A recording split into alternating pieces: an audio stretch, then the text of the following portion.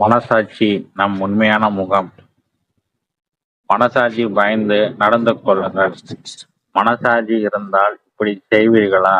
இதை போன்ற வாசகங்கள் பாமர மக்கள் முதல் படித்த அறிவார்ந்த மனிதர்கள் வரை அன்றாட வாழ்வில் அதிகமாக பயன்படுவதை காண்கிறோம். ஒரு நல்ல செயல்பாடு செய்த மனிதரை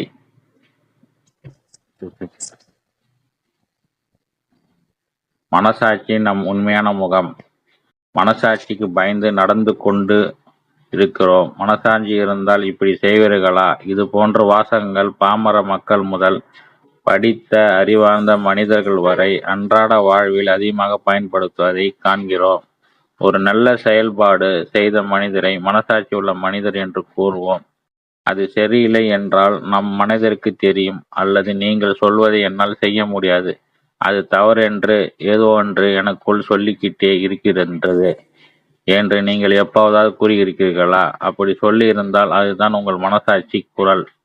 இது சரி, அது தவறு என்று உங்களுக்குள் சொல்கிற, உங்களை ஆதிக்கின்ற அல்லது உங்களை குற்றப்படுத்துகின்ற ஒரு உணர்வு. ஆம், மனசாட்சி என்பது நமக்குள் இயல்பாகவே இருக்கிறது. நம்முடைய மனசாட்சி நமக்கு உதவ வேண்டுமென்றால் நாம் அதற்கு செவி சாய்க்க வேண்டும். நம்முடைய போக்கில் ஏதேனும் தவறு இருக்கிறதா என நம் மனசாட்சி அல்லது உள்மனம் நம் எச்சரிக்கை கொடுக்கலாம். அந்த எச்சரிப்பு செவி சாய்ப்பது தவறான செயலால் வரும் கெட்ட விளைவுகளை தவிர்க்க மட்டும் அல்லாமல் நம்முடைய மனசாட்சி தொடர்ந்து தகுந்த முறையில் செயல்படுவதுடன் உதவுகிறது. அமெரிக்காவின் ஜனாதிபதி ஆவதற்கு முன் அப்ரஹாம் லிங்கன் அவர் வழக்கறிஞராக திகழ்ந்தார். அவர் புகழ்பெற்ற வழக்கறிஞராக விளங்கியதற்கு காரணமே அவரது நேர்மைத்தான். உண்மைக்கு புறம்பான எந்த வழக்கையும் ஏற்பதில்லை என்பதில் மிகவும் உறுதியாக இருந்தார்.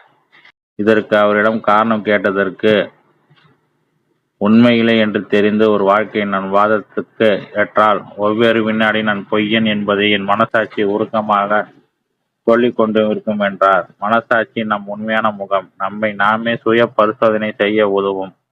உங்களோட மனசாட்சி கொடுக்கும் எச்சரிப்புகளை அசட்டை செய்து விடாதீர்கள். நம்முடைய மனசாட்சி நமக்கு உதவ வேண்டும் என்றால் நாம் அதற்கு செவி சாய்க்க வேண்டும்.